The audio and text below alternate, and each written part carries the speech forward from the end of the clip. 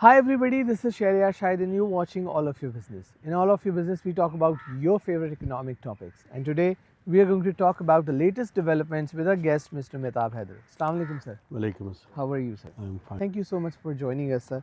Sir, my first question to you is that Pakistan cotton arrivals, we have seen a dip as Sindh has overtaken Punjab.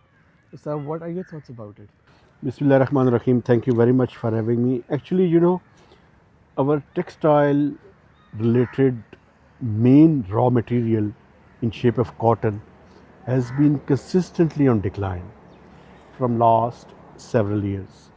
Our domestic requirements hovers around 12 to 14 million bales.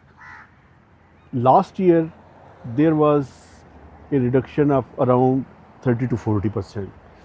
But this time there is a further dip, and this dip has been witnessing in the main agriculture hub of the country, that is Punjab, the main food basket, that is called food basket.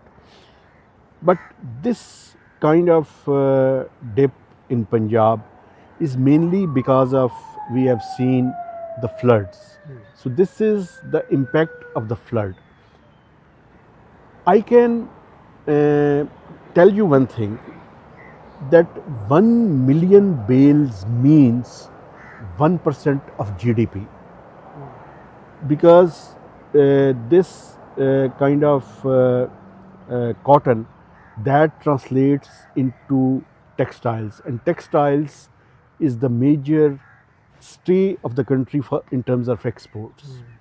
So it's significant, and there is a need to undertake research and development, especially the Pakistan Agriculture Research Council, where Pakistan can increase its production on account of cotton. Right. That is very crucial for Pakistan's economy. Right, sir. So my next question to you is that State Bank of Pakistan reserves have climbed to highest since 2022 on IMF loan. So how do you see this development? And can you let our audience know that what does this mean for Pakistan or the future of Pakistan economy? Actually, this is the most significant development on the economic front. A good news. Good news, because in 2022, Pakistan's foreign exchange reserves held by the State Bank of Pakistan were hardly sufficient to meet 1 month import bill. That hovers around 3 to 3.5 billion dollars. But now these reserves have gone up to 15 billion dollars held by the State Bank of Pakistan. Commercial banks deposits are in addition to this levels. This is very significant because now there is no risk of any default, and these reserves can meet import bill of more than 3 to 5 months period.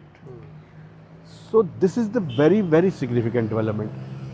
And at that time, when our reserves were hovering around $3.5 billion, our deposits, because of the generosity shown by our bilateral friends, were hovered around $11 billion. Because of these friendly countries, deposits were there. But in actual, the Pakistan's foreign exchange reserves held by the State Bank of Pakistan were around $3.5 billion. So these reserves literally were in negative.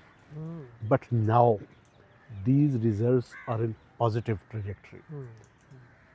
Mainly because of the IMF program, and secondly, State Bank of Pakistan has also purchased dollars from the open market in last 1 year.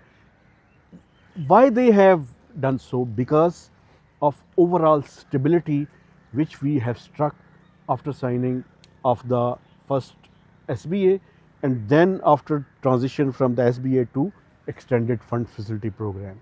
It helped Pakistan to stabilize its economy by jacking up its foreign exchange reserves and creating buffer in case of any shock. Right. So does that mean that it is going to contribute a lot in the economic stability? Of course, because our there is a stability on the rupee dollar parity, and because of this stability, our inflation has declined. I want to remind one thing: this inflation was hovering around 38% couple of years back, in 2022-23, but now this inflation has gone down into a single digit, and one of the major factor is the stability on the exchange rate. Right, right. So my next question is a bit important one, and that is ECC has cleared new funds for various key sectors with inflation moderating. So can you let our audience know that what does this term inflation moderating mean, and what are these funds will be used for? Actually, under the IMF program, supplementary grants are banned, but government of Pakistan has a cushion for making adjustment without increasing overall outlay of the budget. So technical supplementary grants can be secured.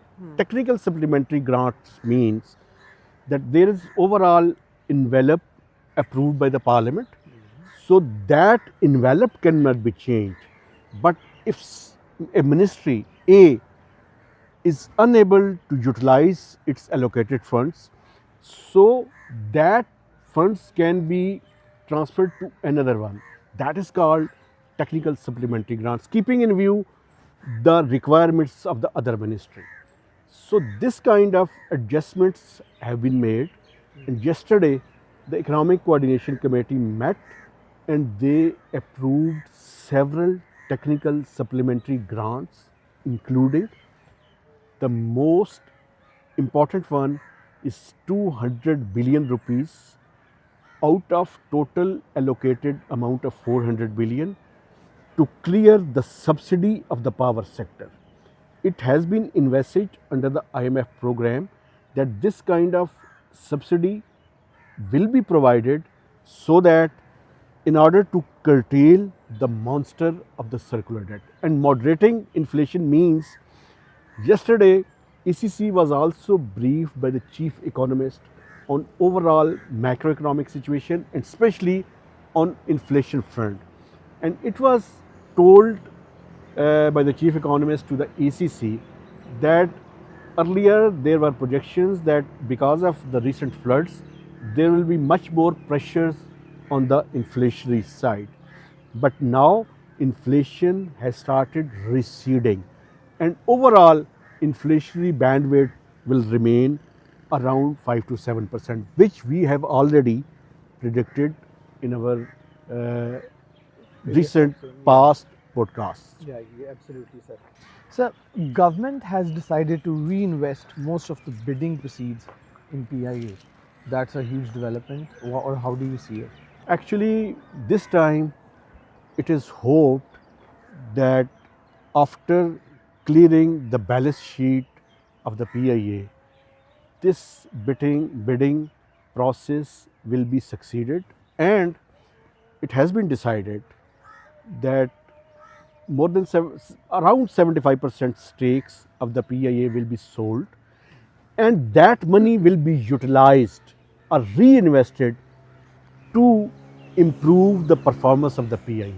Right. It is very significant development, because I think PIA requires 30 to 38 planes to run its function in a smooth manner.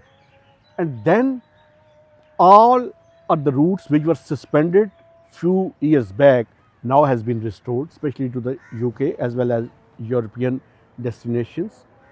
So now it is hoped that this process will be succeeded, and then PIA will become a vibrant and viable institution that is considered as a national flag carrier. Although it will be privatized and it will go into the hands with management control into the private sector, but I think Now this time has come when it should be privatized and it should be run in a professional manner so that it can achieve its glory again.